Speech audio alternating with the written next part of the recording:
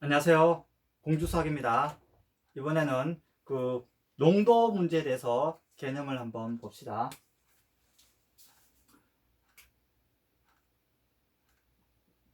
소금물 보통 농도를 하죠. 그래서 농도를 할 때는 우리가 그 식을 한번 보죠. 농도라는 것은 우리가 소금하고 물이 있는 소금물 중에서 그죠? 소금이 얼마나 들어가 있느냐 그거를 갖다가 농도라 그런 거죠. 이렇게 하면은 소수점이 나오기 때문에 여기다가 100을 곱하게 되는 거죠.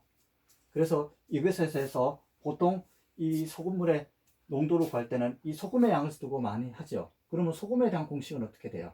소금에 대한 것은 이 식에서 소금만 남겨놓고 이것을 넘기면 되겠죠. 그럼 소금이라는 것은 이 농도에다가 100을 나눠주고 그 다음에 소금물을 곱하면 되는 거죠. 그러면 소금물은 어떻게 되겠어요? 소금물을 요 두 개 순서를 바꾸면 되는 거죠. 소금물은 농도에다가 소금 곱하기 100을 하면 되겠죠. 그래서 여기서 그 소금 또는 물을 증발시키는 경우라든가 아니면 소금을 더 넣거나 빼는 경우 같은 경우에는 처음에 소금의 양과 나중에 소금의 양이 다 똑같다 이렇게 놓고 풀면 되는 거죠. 그에 따라서 또 이 소금물에 대한 양도 변함이 없는 거죠. 처음하고 끝 했을 때. 그래서 그리고 또 소금물을 갖다가 더 첨가시키거나 그렇게 할 때도 처음에 들어간 소금의 양하고 나중에 들어간 소금의 양은 다 똑같다. 이거 해서 식을 세우면 되겠죠. 이것에 대해서 우리가 이 식보다는 예시를 들어서 한번 보도록 합시다. 그래서 이렇게 소금물이 들어가 있는 거예요.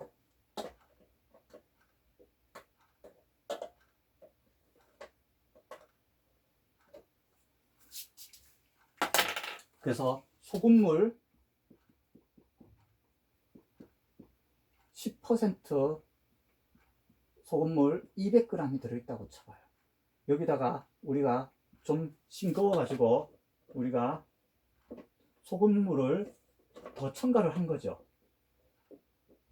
소금물을 얼마나 좀 더 진한 걸 썼냐면은 40% 되는 소금물을 갖다가 100g을 더 넣은 거예요. 그랬더니 이게 농도가 너무 진해가지고 우리가 물을 좀 탔어요. 물을 갖다가 어느 정도 탔겠죠.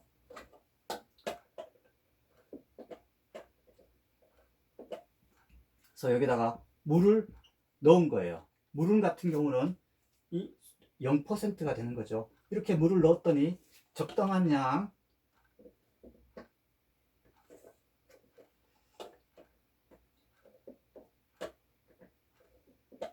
소금물 15%가 되었다는 거예요. 그랬을 때 우리 물을 얼마나 넣었는지 한번 봅시다. 그러면 이것은 소금물에 대한 식을 한번 세워보는 거예요.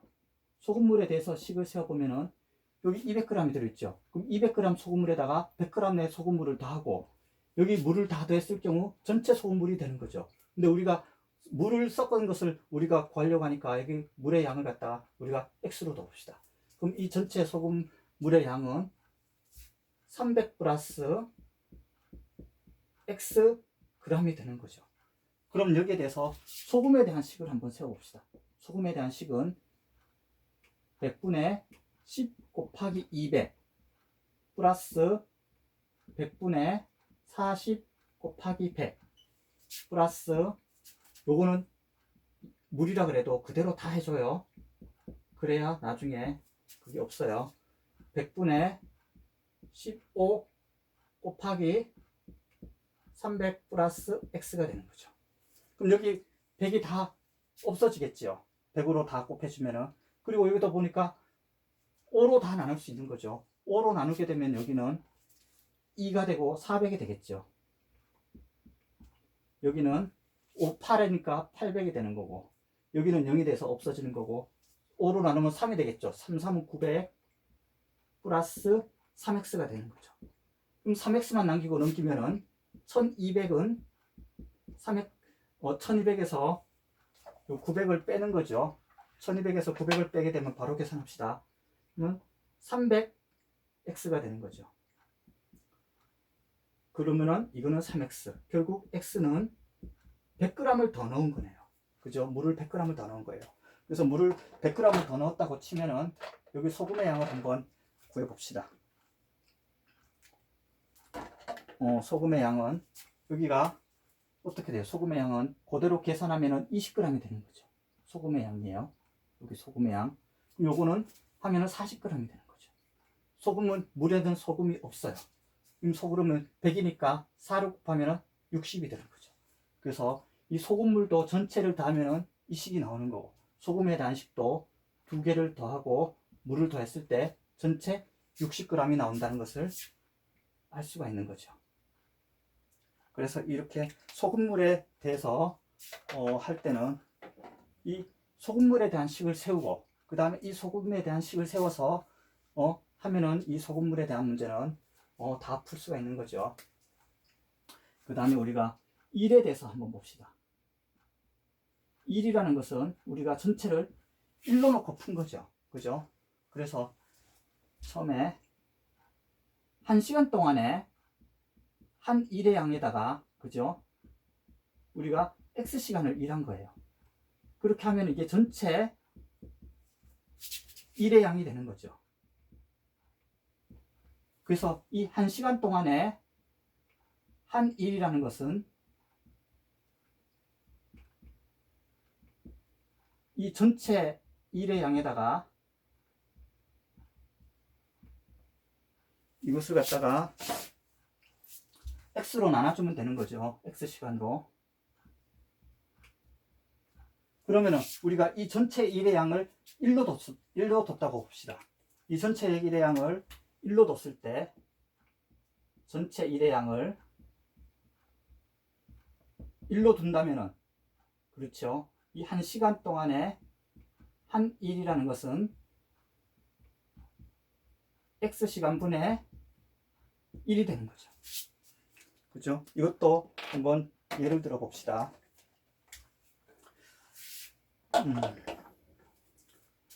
여기에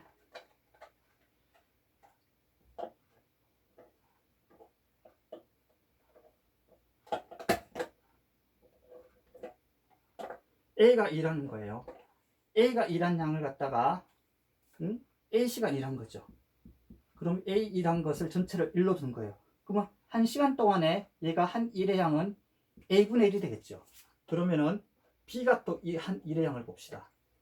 B가 또 한 1의 양에 대해서도 똑같이 이것을 갖다가 전체를 1로 둔 거죠. 그럼 B가 한 1의 양은 B시간이라 그랬을 때 1시간 동안에 한 1의 양은 B분의 1이 되겠죠. 그러면 이 AB가 둘이 같이 한번 일을 해보는 거예요. 같이 일을 했을 때 얼마나 걸리느냐. 그러면은 A도 A분의 1, 1시간 동안 A분의 1을 하고 B는 1시간 동안에 B분의 1을 하는 거죠. 이 시간 동안 X시간 동안 일을 한 거예요. 그래서 이게 전체가 1이 되는 거죠. 그랬을 때 식은 A가 한 1의 양 곱하기 X 더하기 B분의 1 곱하기 X 한 것이 전체 1이 된다. 그래서 A도 1하고 B도 1해서 같이 전체로 1이 된다. 그래서 이 식을 세워주면은 A, B가 한 시간을 구할 수가 있는 거죠. 그래서 1 같은 경우는 이 단시간 동안에 한 일에다가 시간을 곱하면 되는 거예요. 근데 전체 시간을 갖다가 우리가 1로 두고 풀면은 이 문제를 다 풀 수가 있는 거죠. 자, 그러면은 그 시계 문제를 한번 볼까요?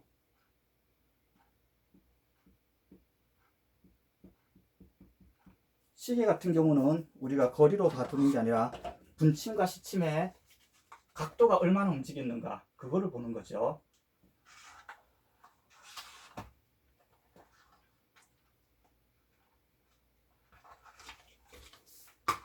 자, 그러면은 조금 늦었어요.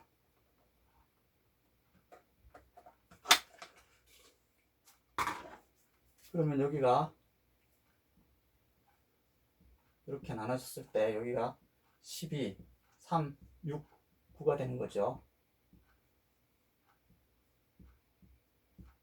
이렇게 시간이 됐어요. 그러면 여기서 우리가 시침과 분침이 움직였다고 쳤을 때 여기서 예를 들어서 이런 시간을 봅시다. 우리가 이런 시간을 봤을 때 여기를 기준으로 했을 때 분침은 우리가 요만큼 돈 거죠. X분 동안만 돌면 돼요. 하지만 시침은 이까지 돌려면은 X분만 돌아서는 안 되겠죠. 얘를 A시간 하고 X분을 돌아야 되는 거죠. 그러면은 여기 그 분침과 시침의 움직임 각도를 봅시다. 분침과 시침 1시간은 60분이죠. 60분 동안 분침은 360도를 도는 거죠. 그죠? 60분에 360도를 1시간에 분침은 다 돌아요. 하지만 시침은 어떻게 돼요? 12시간에 360도를 도는 거죠. 그러면 1시간 동안은 시침은 30도를 돌게 되겠네요. 그러면은 1분 동안에 도는 것은 60으로 나누게 되면은 6도가 되는 거죠. 그리고 이거는 60으로 나누게 되면은 2분의 1도가 되는 거예요. 시침은 1분 동안에 2분의 1도가 도는 거예요. 그러면 X분을 돌았다 그러면은 X분을 움직였다 그러면은 분침은 6X가 되는 거고 시침은 2분의 1 X도가 되는 거죠. 그랬을 때 우리가 이 시침이 움직인 각도, 그죠? 시침이 움직인 각도하고 분침이 움직인 각도를 한번 보는 거예요. 그래서 시침 같은 경우는 2분의 1 X분이죠. X분은 A시간에다가 X분을 더해야 되는 거죠. 그렇게 되면은 1시간은 60이니까 60을 2로 나누면은 1시간에 30도를 도는 거죠. 거기다가 시간을 곱해요. 거기다가 2분의 1 X도가 움직인 거죠. 그리고 분침 같은 경우는 바로 6X가 되는 거죠. 그래서 시침과 분침 사이에 뭐 각도가 180도 차이 난다. 아니면 90도 차이 난다. 그것에 따라서 여기서 이것을 빼거나 여기서 이것을 빼서 180도다. 뭐 90도다. 이렇게 해서 식을 세우면은 이 식의 문제를 풀 수가 있는 거죠. 그리고 마지막으로 우리가 규칙을 찾는 문제를 했었어요. 규칙을 찾는 문제는 도형 같은 경우나 이건 달력 같은 경우에는 그것에 대해서 규칙을 찾는 거예요. 일정한 규칙을 반복되는 부분을 우리가 찾아보는 거죠.